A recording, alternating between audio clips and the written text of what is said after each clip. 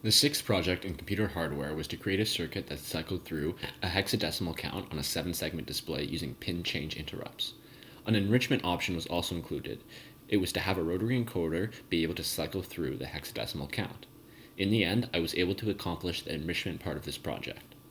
The first step in creating this project was creating a library. A software library is a sketch that holds pre-made functions and definitions that one can use to enhance code. For this project, the DDB v6pb library was created.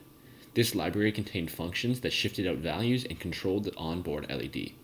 It also contained numerous lookup tables. The second step in understanding this project is figuring out the pin change interrupt registers. So there are 4 pin change interrupt registers. The general interrupt match register is the first one. This enables either external interrupts or pin change interrupts. Then this register is the general interrupt flag register. This is activated anytime interrupt is triggered. So if a pin change is triggered, bit 4 will be activated. And these two registers here, pin change match register 1 and pin change match register 0, they enable certain pins to be interrupted by a pin change, by a state change. So for example, this one is, this register is all of port A, and this register is all of port B.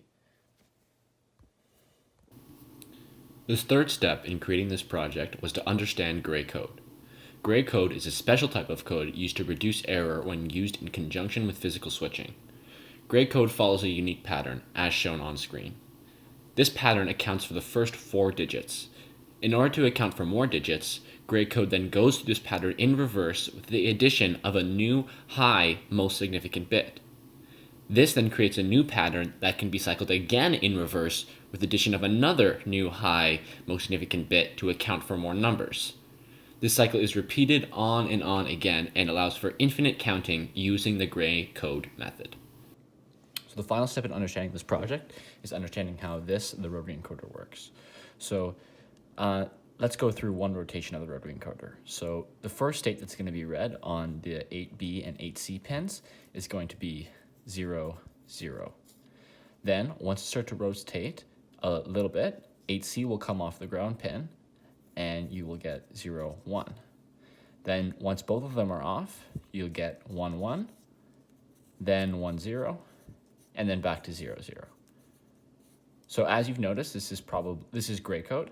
So using this knowledge, we can figure out direction and which way the rotary encoder is being turned. So if we take a detente position, like for example 1, 1, 1, 1, and we shift it up twice, we're left with 1, 1, 0, 0.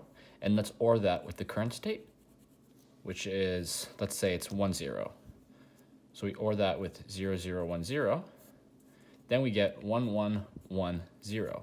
And that value will tell us whether it's clockwise or counterclockwise, because each rotation, each transfer positions will have a unique 4-bit value. So we can create an array then that has all these unique 4-bit values, and when you plug those 4-bit values into an array, it returns in either 1 or 0, determining whether it's counterclockwise or clockwise. And that's how this project detects direction.